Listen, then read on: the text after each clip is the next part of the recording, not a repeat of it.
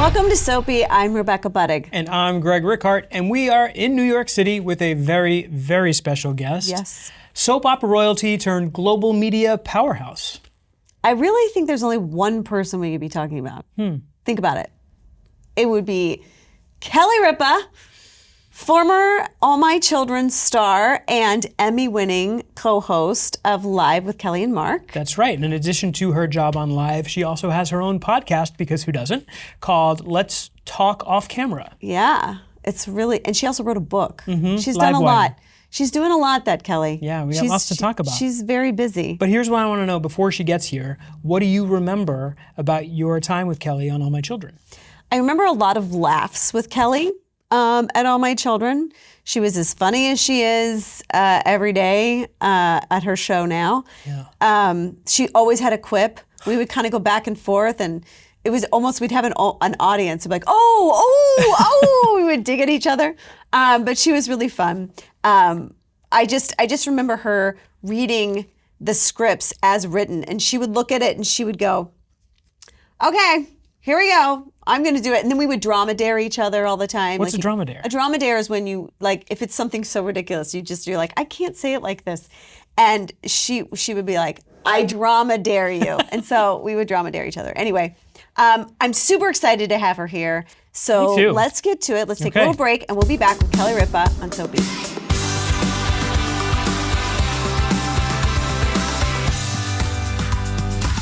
Television icon, legend, goddess, Live Wire. The incredible Kelly Ripa is with us. Oh my gosh, that's a good one. Was that okay? Yeah, I loved it. I was going to say star of stage, screen, and various home movies. There we go. Even Home better. movies. Mostly home movies. Nice. Not Kelly. really. Hi. I'm so happy you're here. This is our group. It's so surreal. You look podcast hub. exactly the same. You look exactly the same, which I is don't. I was asking Kelly off camera. I know all of the list of my plastic surgeons. Yeah, I was like, tell me cosmetic everything. Tell me dermatologists. what to do. Oh, I will, but nobody's going to touch you yet. I'm That's what just you telling say. both of you, the doctors I know who are very conservative and they don't do unnecessary surgery. They'll tell us to come back in 6 months. No, like probably you've next got a week. few years. You've right. got several years. You've got several years. It's hard, You- you're It's before hard. You're me. on camera and you know how you Isn't used it to hard look. to and- age? It's already hard to age, I think, in life, and then to be in the public eye. My mother said something to me that was so profound. When she said it, I didn't understand it, and now I get it. So I've actually, I can barely see anything anymore. I have glasses, I have contacts, but my vision is very poor. And she said it's God's way of not letting you see yourself. Or us, and telling When us your we're still years eye- away. When your eye goes, it's like, everything has like a soft. Is that where you got your sense of focus. humor? Your My mom? Yeah. No, my dad is well, they're both funny. My mom is unintentionally funny, and my dad is super funny. My dad is wickedly funny. And you grew up in New Jersey. I grew up in South Jersey near Philadelphia. Yes, there's a distinction. In South Jersey, North Jersey. There's South Jersey, there's North Jersey. People say that they're from Central Jersey are lying. They are. What's the difference? South Jersey is more like we associate with Philadelphia. Those are our sports teams. We're more like Jersey Shore people. And then North Jersey, they think they're better than everyone. And But didn't you live in North Jersey when you were in All My Children? You for a lived minute, in North yes, Jersey. for a minute. Mark, when we had the baby, after we had Michael, who's now 28 years old, by the way. What? Just I so- remember him as a baby. He's now 28. Mark was like, we cannot raise a baby in the city. We have to buy a house and live in the suburbs. And I was like, I don't know if you're going to do well there. And he said, it's how we were raised. Our kids should have a yard, blah, blah, blah. So we picked a neighborhood near my best friend, Gretchen Randolph. Yeah. We moved down the street from them, and what was so funny was having this toddler who was a New York City kid. We would try to get him to play in the grass, and we would hold him over the grass, and he would lift his legs, and he would only play in the driveway because he just was so unnerved by Because you were yard, in the city grass. all the time. You guys were working Yeah, all the and time. so we wound up about a month into home ownership, we rented an apartment in the city because we realized that our time would be limited there. We were not going to last there. Besides, you were like 23 or 4 or 5. You were so young. We were 25 when we got married. Yeah. We were 26. I was almost 27 when I had Michael. I want to talk about all my children, Kelly. Yes. Because for me, yeah. those were like the best years of my life. But They I were feel so like fun. They were so fun. And I often talk to Cameron and Alicia, and we just talk about how... So fun. And I don't know why, if it was just our age or what. But do you have fond memories? Because when I got to the show, you were like, Rebecca... No, not Save yourself. It wasn't. Was I like save yourself? No, it wasn't the very beginning because you'd already been there quite a while. I'd been when there I a long came. time. Yeah. And you said, "I'm leaving the show. I'm retiring. My accountant says I can retire, and you can take my salary." Is that what I said? You used to say that. Well, to me because all the time. because I had theories about salaries. I had very strong theories about salaries. What were they? Okay. Because I worked with Mark, who I had been there. I think I had been there for like 5 years. I think I was there 5 or 6 years when Mark showed up. And I remember going into negotiations and fighting like hell for like a $25 pay increase. And like it would be months-long negotiations. And I remember Mark just sort of being... Mark came onto the show and made twice my salary just by being hired.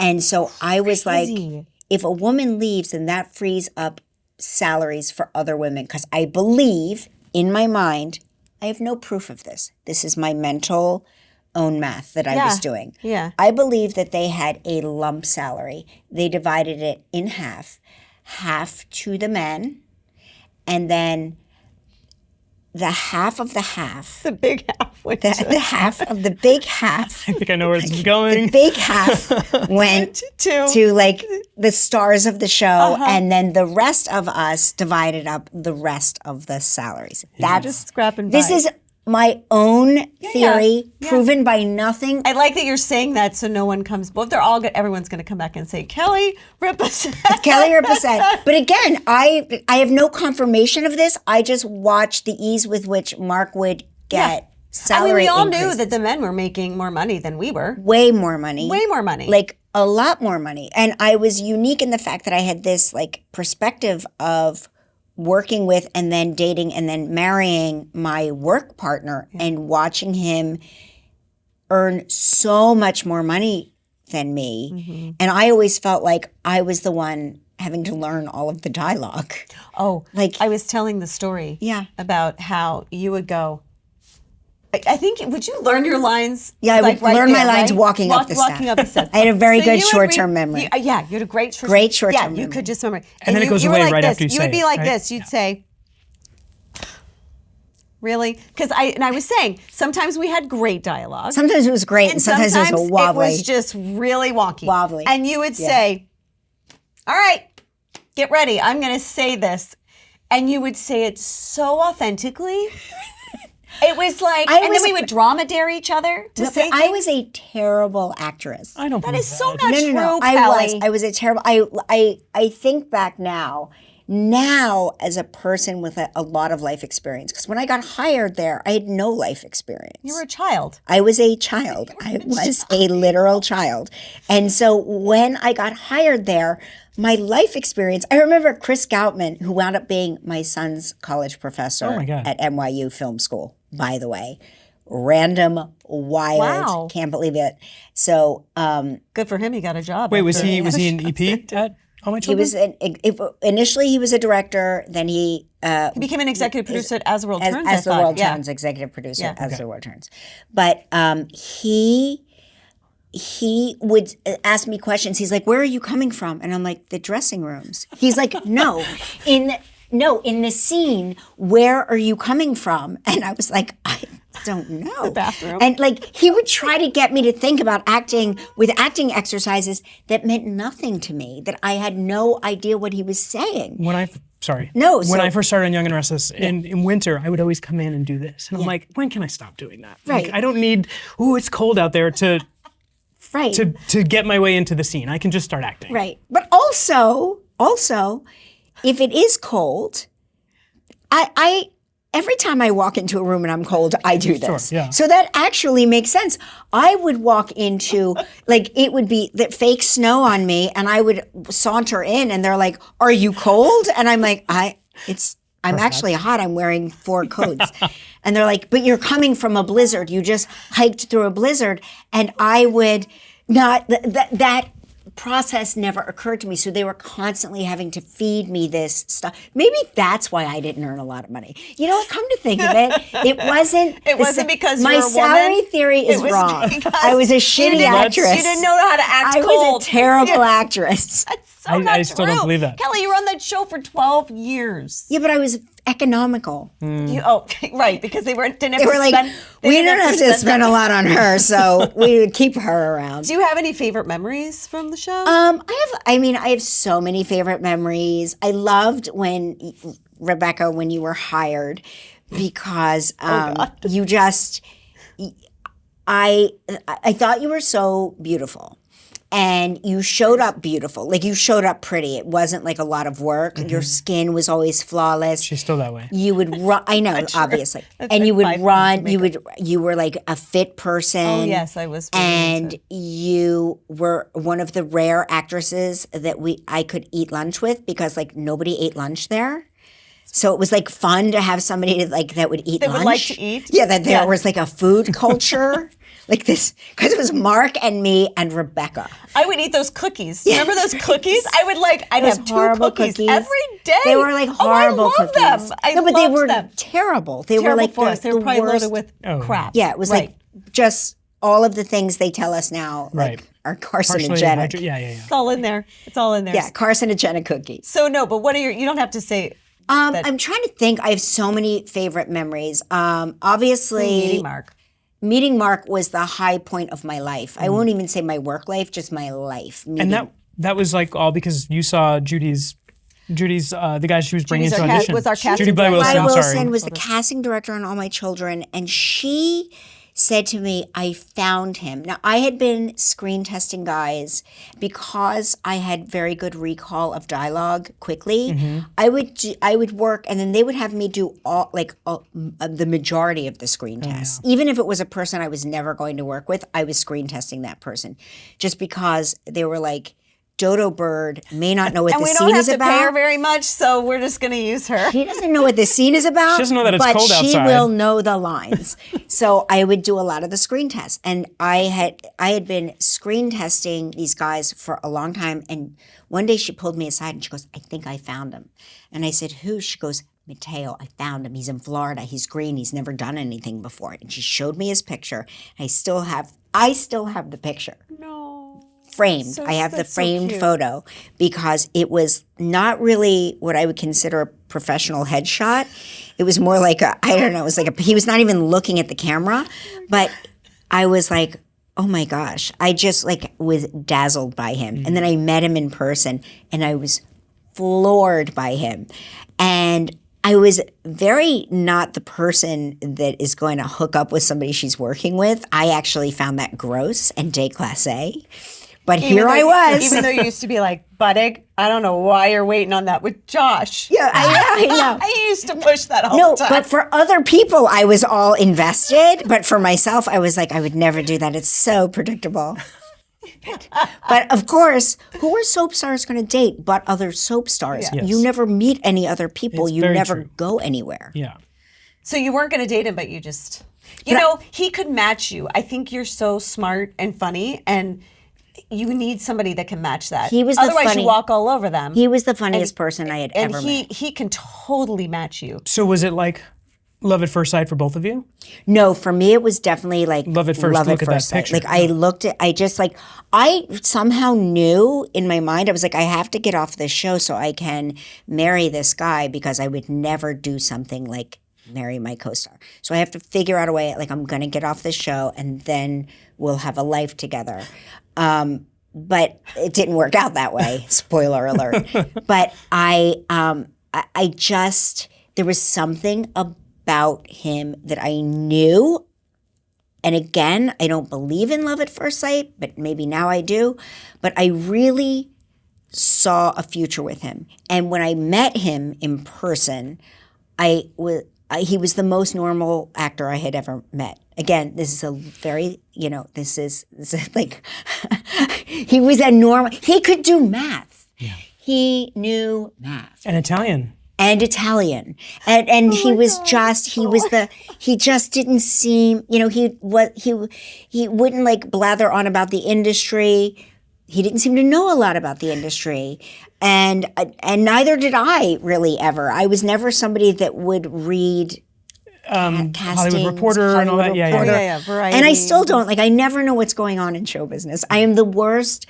I'm the worst, like, arbiter of show business because I have to really work now at my talk show job. Like, I make sure I see the screeners and I read the books and I brush up on it. But that's not my natural inclination. I don't really have I've never had a great interest in what's going on in show business. Yeah. Same. So okay, that's a good segue then. So but didn't you want to get into journalism before acting? I thought maybe I would be a writer, maybe I would get into broadcast in some way, but I wasn't really sure how to do that. Like I said, I got my job so young. I didn't go to college, and then 11 years passed, 12 years passed, and I'm like, I'm definitely not going. I have children now. I've got to worry about they have to go to college. So before Live came along, was there an active plan to still try and get off of All My Children? So when I got pregnant with our daughter Lola, and I didn't know she was a girl. We had got pregnant the second time. I was like, I think, having one kid is a lot. Having two kids is like. And we were doing a like party 5. scene at like midnight. Yeah. And you were in a chair. Yeah. Like this. Like sound is, yeah. Because you were pregnant. Yeah. And I was just like, oh my God, this poor girl. Yeah, I was just like, this And is you were too like, much. I can't do this. This is too much. this. And then I very like wildly and accidentally wound up filling in with Regis. Right. I wasn't even supposed to be there the day I filled in with Regis. I love this story. Are you It was like a last minute replacement for the replacement. They were looking for Kathy Lee's replacement.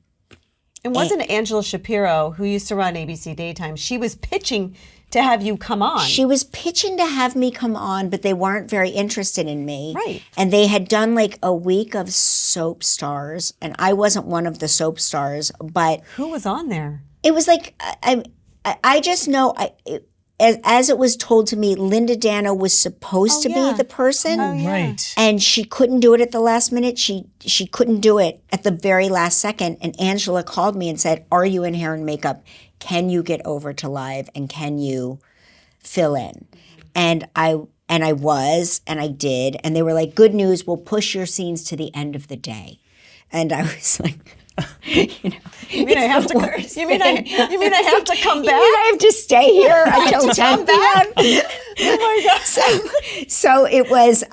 So that sort of like started that ball rolling, and then I stayed with the show until my contract expired. So I was doing both shows, and that was a lot. That was really a lot. And those are the days where I was like collapsing on furniture. I remember. And I remember too that you had like a sudden fame, and it was just a really weird. It was weird. Time. It was a weird experience. I remember. I found it to be weird. Yeah. How did you? I remember you feeling like, who do I trust? Who can I tell? It was a weird thing. Well, I would say I think one of my favorite things about having the modicum of fame that I have by working in soaps is like it's very manageable, especially in a place like New York or LA where nobody cares. But They don't even know sort of where you got shot out of a cannon. You already had this modicum of fame from your work here. Right. But then what happened? I don't know. I wouldn't say. I didn't feel any more or less famous than doing the soap because don't forget, we were doing soaps at a time where there were 3 channels. Yes, good point. They were so popular. They were huge. Yeah. I hearkened back to when Mark was on Riverdale, and I accompanied him to Comic-Con.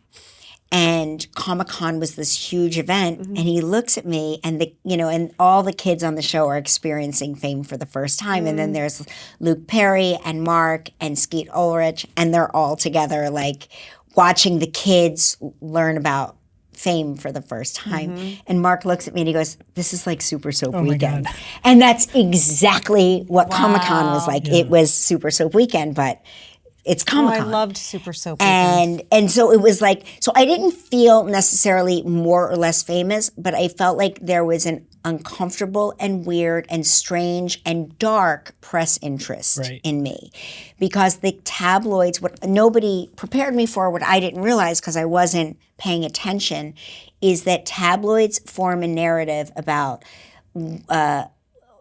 and now they've been replaced. Women talk show hosts, female talk show hosts have been replaced now by like reality stars. So I can breathe a sigh of relief. Or maybe I've just been doing it for 25 years that I'm not a compelling figure anymore. Oh, I don't know. But when I first got there, the scrutiny and the meanness with which I was attacked by tabloid press was kind of fascinating to me. I never read a single true thing, but I just read constant negative things. Did you have the wherewithal at that young age to be like, I'm going to be unbothered by this, or did it get to you? I think it was horrible. Like you have to be inhuman not to feel it. Yeah. But for the fact that it was so ridiculous and so untrue. If I had ever read anything true, I would have become super paranoid. Right. I would have been like, oh my God, who do I know that's talking? That I can trust. But everything they said was so false and so ridiculous. And then also with this caveat of, if you would just work with us, then we'll say nice things about you. If you would just, and I'm just like, I'm not getting into bed with you ever. My God. Regarding anything ever. Yeah. And I had Mark there, who was like a constant like steadier of the ship. Like if I felt rocky, he always steadied everything. He left at the same time, right? He left before I left. He did? had gotten a movie deal with the can we say it now with Miramax? I don't know if we can allowed to say that. Back before it was It was problematic. So he left before I left. And then years later we got to come back and do, I think it was like the 40th anniversary. Oh yeah. And we got to do like a goodbye episode or a final episode. And it was super funny because I'm trying to remember who was. I remember that, but I don't know that I was in that scene. I remember David Canary, Adam Chandler was married to Melissa Claire Egan. Melissa Claire Egan. Annie. He was married to Annie. Yes. Oh, we love Missy. And she and I had to call like her a teenager. I had to call her mom in the scene. And I was like, and it was so, every time we shot that scene, we broke out laughing. And they were like, and you could tell, like, so everybody there is so trained to not do that, but I had become lazy and sloppy. So I just kept laughing. I could not stop laughing. Oh, I don't know. I was like, hi, Mom. That's full laughed a Soap Dish. lot. It's that scene in Soap Dish with Kathy Moriarty and Sally Field. Hello. I look like 100 years old next to her, and I'm referring to her as Mom. Oh my God. Hilarious.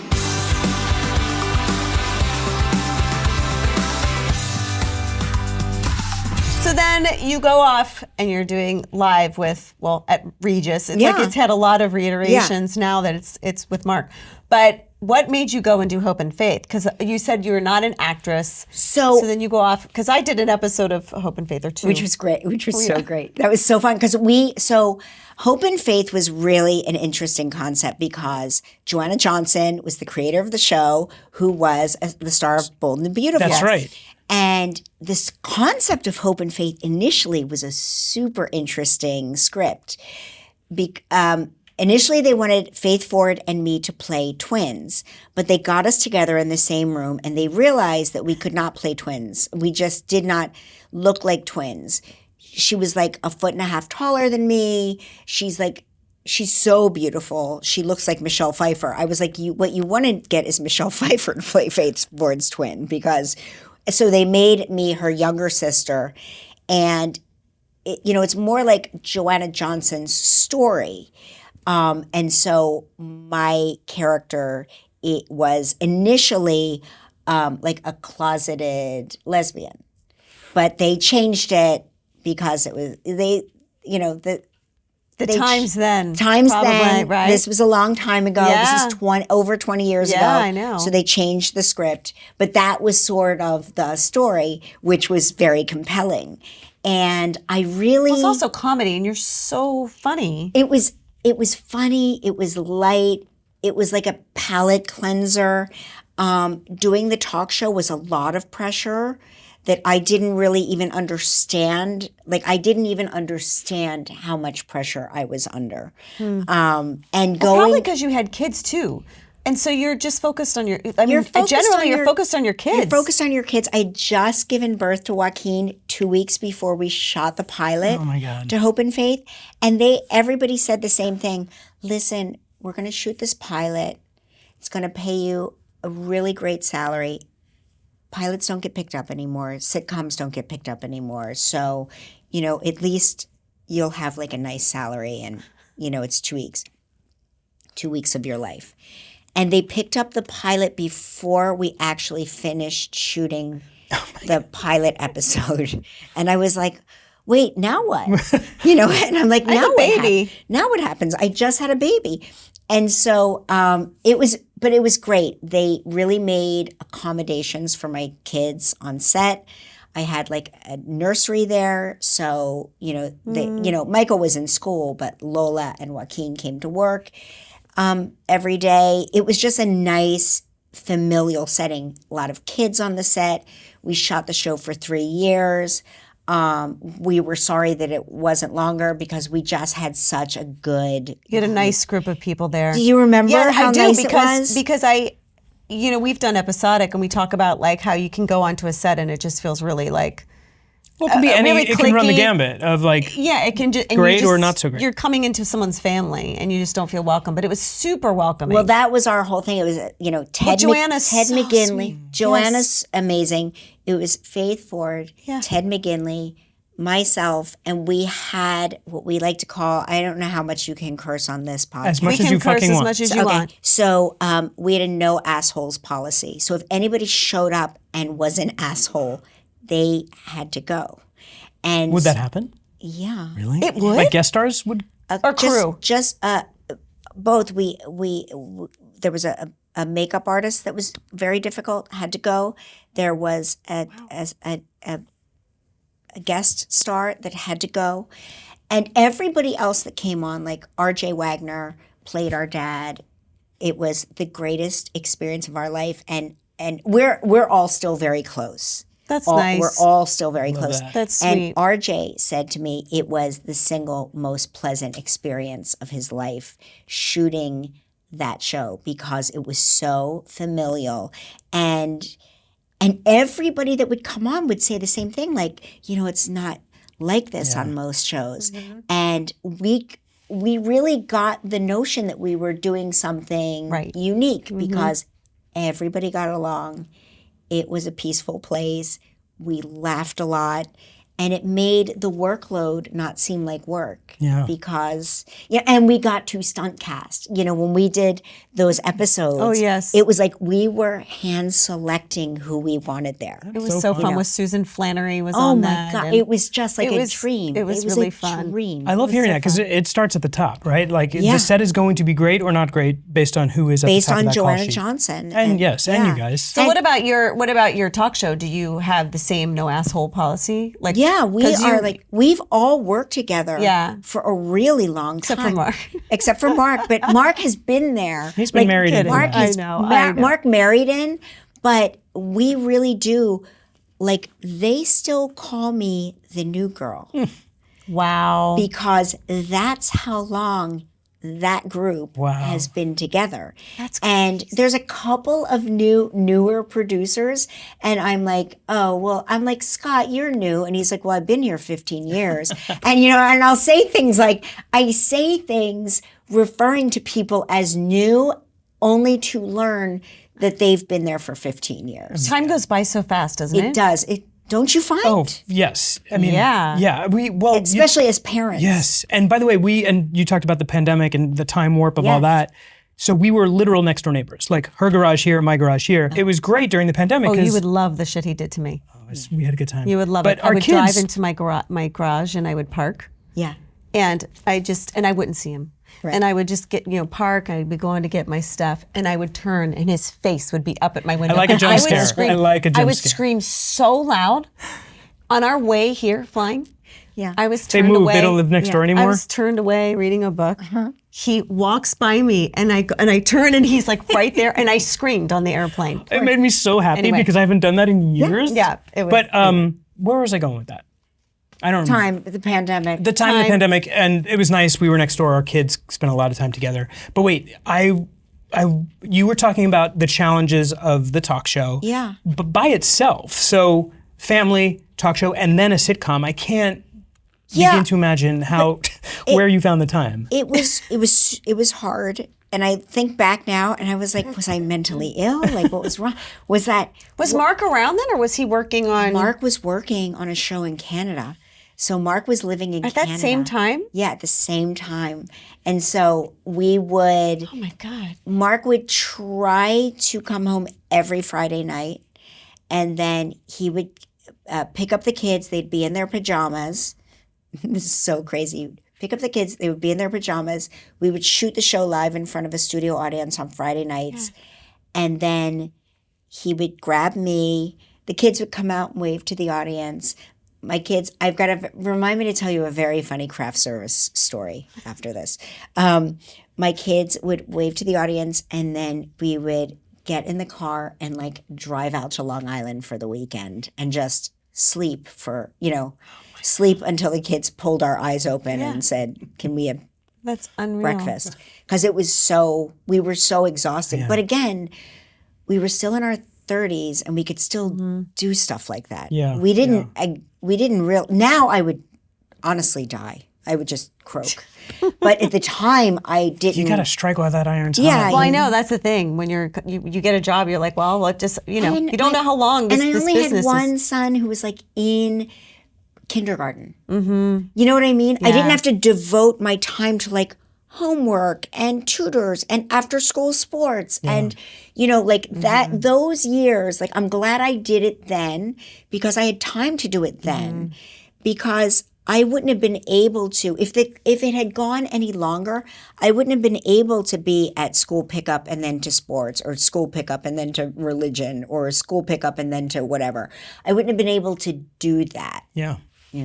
Well, when you had Oprah on your podcast, she was, and yes, there's no sitcom anymore, but you still have a very full-time job. Yeah. And she was encouraging you not to leave it. Leave it. I know, isn't that crazy? Yes. I thought for sure Oprah was going to say, It's time. 25 years is the perfect time. Yeah. Go out on a high note, blah-de-blah. And she's like, no. So have you thought about that? And did Oprah change your mind? I think I've thought about my retirement since I met Rebecca Budig. Sure, yeah. I have been very steadfast I'm drumbeater. like, I actually sometimes I'm shocked you're still doing the talk show. I Like, know. but then once Mark came on, I was like, oh, they're going to do this until We they laugh decide they're about not. it. I mean, You have to be there to really understand that show and how it operates. It is very much like there is no like the hosts. Like, yes, we are the hosts, but there's a very much a we culture there. So now we have a couple of younger producers that are having kids now, and I'm like, look. Because everybody will say, well, you can't leave within the next 5 years because I've got to get my kids through college. So there's always like this, I've got to get my kids through college. And, when Joaquin graduated college. I know, congratulations. Thank you. I kept saying, well, my kids are all through college now. So, but there's a few other kids that need to go to college. Yeah. So we are very mindful of whose kids need to go to college. I know, it's true. Having said that, I do believe, and I have always said this, that is a franchise show. That show will not end when I leave or when Mark leaves. That show will carry on. It will continue on. It will be different, and I think it will be better. I think a show always improves when there's new, fresh opinions, I mean, Mark and I are very funny right now in that space because what happened when Mark came on as the host is something we've never seen before, which is a co-viewership, both ratings-wise and in our audience. Our audience was always predominantly women. Like you would look out of a sea of a 200-person audience and you would see 199 women and like one guy that was dragged there by somebody, like that's what we would see. I wanted to be there. You did. I was the one guy. You said I wasn't dragged there. Do you think it's because your husband and wife, there's something super relatable about, you talk openly about your tips and your everything. Yes, we do. It's really delicious. And I think that's probably super engaging for men. Well, I think it is. I think Mark is, if it's one thing Mark is, he is very much a man. Yes. Like he's got very male mentality and he looks at things from a very male perspective. And I am very much the opposite. And there's something about the dichotomousness of the two of us and our thought processes that I think an audience finds compelling. Yeah. And we had Victoria Beckham on the show recently, and she said the funniest thing. We interviewed her, and we go to commercial break, and she goes, "What happens if the two of you have a row? Like, what happens? And then you have to come out here." And I go, "Oh, we just finished the fight on the air." And she's like, "Do you really?" She's like, "Do you really?" And I said, "Clearly, VB is not watching our show." But yeah, we have arguments all the time because I believe that married people who have trusted each other and love each other have the freedom to argue and disagree. If you can't fight, yeah, I mean, I don't believe that. I know a lot of married people that will say, "Oh, we never fight," and I think to myself, I just witnessed a horrible fight that, and I'm thinking to myself, I was there. I saw it. It was a terrible fight you two just had in front of me. You have to fight. Oh, and then they say they never fight. And I think you have to fight. You have to fight in front of your kids and teach them how to repair. Yeah, I agree. This is how we conflict resolve. Yeah. By throwing things. No, I'm just kidding. I don't know. I remember you guys throwing things, way back in the day when you're 20-something. Oh my God. We used to we used to rip out our script pages and throw them at each other. Oh my God. I remember one time you came to work and you said, we can edit this if you don't want. You came to work and you were like, "We got into such a fight, there's spaghetti on the ceiling." Oh my God. Oh no, that was in my dressing room. That was there was spaghetti. No, really? It was my in your dressing room? Yes. I thought it was at home. No, it was the tomato soup in the bread. Yes, tomato soup in the bread. And Mark went like this, and it was dripping from the ceiling. Oh my God. That was by the way, on set. Not on set, but in the dressing room. In the dressing room. While we were running lines. I mean, how could you not? You're young and you have a kid and we were wild. Even. And what's so funny is our kids have the most normal, non-dramatic relationships. And Mark and I are like, where did they get this from? Like, how come they're not dramatic? They're in the business. I know, They're but they're normal. Michael's girlfriend is a school teacher. Oh my God. Lola's boyfriend he's an agent, but I guess he's in the business. But they're very mellow. They have very mellow relationships. Very mellow. And I guess because eventually we became mellow. Yeah. Right. Eventually. Right. Yeah, that's what we mellowed out. Sure. I guess we all do, right? Yeah. Kelly, tell us if there's going to be an All My Children reboot. Because everywhere we turn, it's like Kelly and Mark have the rumor a reboot. never goes away. It's always Kelly and Mark have a reboot. We have been working on it for so long. It's really out of our hands. It's in other people's hands. But I'm kidding. Who can we call? Is Greenlee going to be on it? No, I'm kidding. Yeah, yes. We're all going to be on it, and our cast children will be on it. But it's funny. It's like one of those things where you get something off the ground, and then there's corporate structuring there's new management, and then the project falls down, and then you get there's like renewed interest, and then the person championing this was let go, and you're like, oh no. So it's like one of these things that has never gone away. Why did you have an interest in doing it? Because we love soaps. I love soaps. I think it's the greatest thing for actors to have. I think when we were shooting Hope and Faith, we would cast out of soaps all the time because those were the best actors. They were word perfect. They knew their lines. They hit their marks. They hung up their own wardrobes and they didn't leave things a mess. Like, it was the greatest. And I found that I'm a better employee in every aspect of my life because I worked on a soap opera. Because a soap opera gave me a foundation of how to not be an asshole.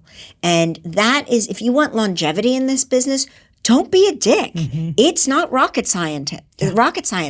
Be on time, be courteous, thank people, be appreciative, be neat, be disciplined. Having said that, I was still a terrible actor, but I tried.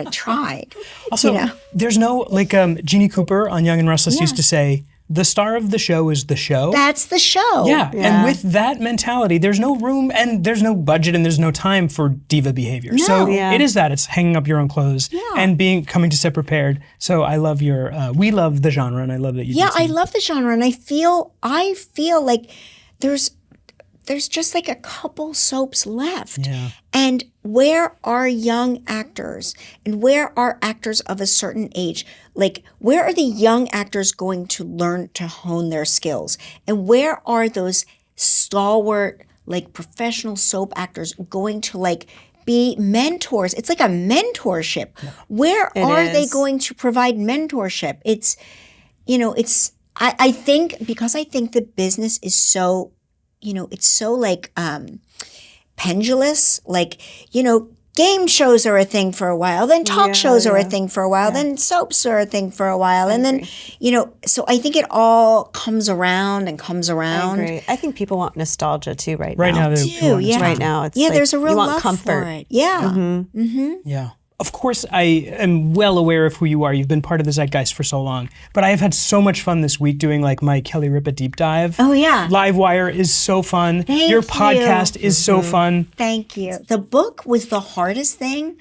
I don't know if you guys ever contemplate writing a book. No. But I found this out after I did the format I did. And I found this out from James Patterson, of all people. Okay. So I wrote a collection of short stories because I wasn't brave enough to write a memoir yet, right? I can tell you that it was the most work I've ever done in my life on anything. It was so much work. It was an obnoxious amount of work. Partly because I didn't know what I was doing, which is, as you know, my specialty. I dive headfirst into areas where I have no business working. I should do that. Like from the soap to the talk show to the sitcom to the book, headfirst, don't know what I'm doing. So I was like, I know what I can do. I'm going to write a collection of like humorous short stories because that way I can tell like parts of my life without telling the whole story because I just don't think I'm there yet. I don't have the courage yet. And I don't have the mental strength yet. And so I was telling James Patterson or my producer was telling James, I would never bore the great James Patterson with, I've written a book. So my producer tells him this, and he's like, I heard you wrote a book. And I said, oh, yes. And he said, did you have a ghostwriter? And I said, no, I wrote it myself. And he goes, what? That's so dumb. And I was like, what? James Patterson is telling me I'm dumb for not using a ghostwriter. He's like, it's so much easier if you had a ghostwriter, you could just tell them and they'll make it sound good. And he goes, what kind of? He goes, is it a memoir? And I go, it's a collection of short stories. He goes, those are the worst. They're the hardest to write. It's like writing 10 memoirs or 12 memoirs. So he's like giving me all of this advice after the fact. Oh my God. So did someone come to you to say, hey, we want you to write a book?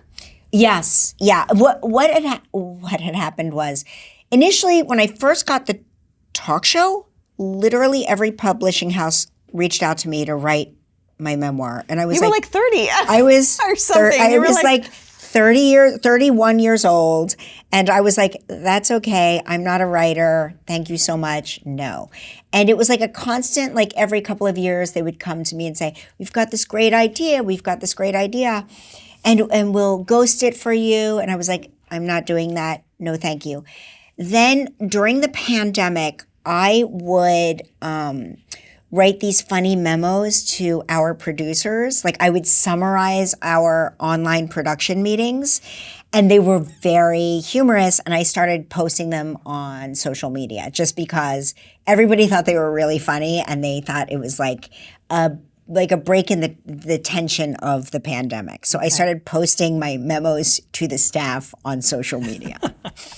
It was the first person that had pitched me a book. She was at a different publishing company at the time. Carrie Thornton said to me, I pitched you a book 20 plus years ago. I think you should turn these essays into something. She's like, you're really funny. She's like, I said, I'm not even sure if I can write. I can write funny essays to my coworkers because they know me and they understand my sense of humor. Your jokes, yeah. And she's like, I think America understands your sense of humor at this point. And so I sent her some test writing. I just sent her a couple of things that I like banged out on my keyboard straight from my journal that was like very funny about how I'm still harboring a resentment at the age of, I was 50 at the time, at the age of 50 years old, harboring a resentment for not being invited to a 12-year-old's birthday party, and how I fantasized about how sorry she is now that I'm TV's Kelly Ripa. She probably regrets it and wishes she could come, but she can't. She wishes that I would take her to the daytime Emmys, but I won't. You know, and it's like, it's a ludicrous, and it paints me out as a lunatic. But that was the point of the book. The asshole in every story of my book is me. So that's sort of like I love your story about But if you write a book, I'm telling you, it's 10 times as much work as you think it's going to be. Yeah. How long did you give yourself to do it? So they gave me a deadline of I think they gave me a deadline from sitting down to edit to print was 2 years. And I was 1 month past my deadline. Oh, that's not bad. Which was not bad. Not bad. I was told it was not bad. Yeah. Also, by yourself. It was really very hard. impressive. It was hard, though. It was like, it took years off my life. So do you think you'll write a memoir? No, I don't. Not even when you're 80? No. I think what I'll do is I'll hand my journals to my daughter, and I'll be like, do with this what you Your want. daughter, who has a new single out. She does. It's so She's good. a writer. She's a writer. She's got an incredible voice. Thank you. know she was a singer. She's a singer. Oh, yeah. and She's got songwriter. a song out Yeah. called Lola, and it's so, like, it's so catchy and it's so good. I love. You know, she's not like a celebrity's kid that No, goes off she's and does so like real. a I loved music. her on your podcast. Like Thank you. that has this career because she's a celebrity's kid. She's like really She talented. really, thank you. She went to college for that. She studied music. Yeah. She moved to London. She wanted to disassociate herself like completely. Every time I post her song on my Instagram, she's like, I wish you would stop. And I'm like, but why? I'm proud of you. And I'm like, it's so silly. And she's like, because she really does like, we don't know she's right. We don't know, like I know a lot about a lot of things, or I know a little about a lot of things, but I don't know anything about the music industry. either. And it's, I thought you sign with a record label and then you make an album and then you go on an album tour, and it's not like that now. Mm-hmm. It's very different. Yeah, like put your own stuff out there. Put your own stuff out there, you drop it on the TikTok. And YouTube, right? Do you try and get views on YouTube, or is Do you that? do TikTok? I don't know. Yeah, I don't do TikTok. I don't do TikTok any. either. I have You have Instagram. I have Instagram, but I'm very like, I'm terrible. I'm the worst. I just repost his stuff. That's I just use him. I do a GIF of her. She's a paper calendar. My GIF of Rebecca I have is a paper from calendar. is from Little House on the Prairie, like Yeah. rolling in on her like horse and carriage. because we were gonna have a production. I'm we were gonna have a antiquated. production meeting, and they sent me some tech it's like put it in your, A PDF. I don't know, whatever it is. Put it in your A calendar. Google Doc. Well, I don't know, whatever it is. It was like, it's like a coffee date, and you can press a button, and it puts it in your calendar. And I was Gets like, her guys, quill and I her go, ink, and she's like, guys, I just send me the address because I'm going to put it in my paper calendar. My producer. My producer looked at me and he goes, "Are you ever on time?" And I go, "What are you talking about? Just because I have a paper calendar, Yes. I'm not on time?" Yes, I'm the exact same way. And Thank I like that God. you're a See? lefty, right? You're left-handed. yeah. I just noticed that when you when I did did the that. quill, I was my youngest is a lefty. And I All think creative they're people. yes, very creative people. You both did the hard number of kids.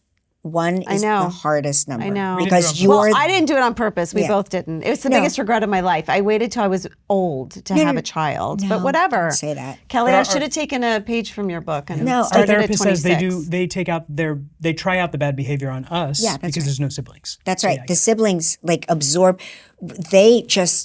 They amused each other, and we were like kind of, we were You were just we were referees. there. You were referees. Yeah, we were there making sure nobody got severely injured.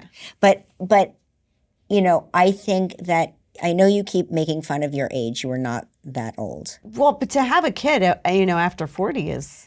I'm just telling you, I think that older parents, like even our youngest was born when we were 33, but we were way better parents at 33 than we were at 27. Yeah. Well, you learn too, though, through the Yes. first two, of course. Yeah. That's why I wanted another one, because, you get your trial run and Right. you're like, that didn't work. First kid is the first pancake. Yeah. First- And so, anyway, Kelly, oh my God. Thanks, you guys. Congratulations on This your is Emmy, by fun. the way. Your Oh, daytime thanks. Emmy. Thank you. yeah. Thank you. Was that exciting? Or were you Listen, just like, we were surprised. We didn't. you didn't even go. So no, they're in California now, and that's hard for us to pick up our show and go there and come right back.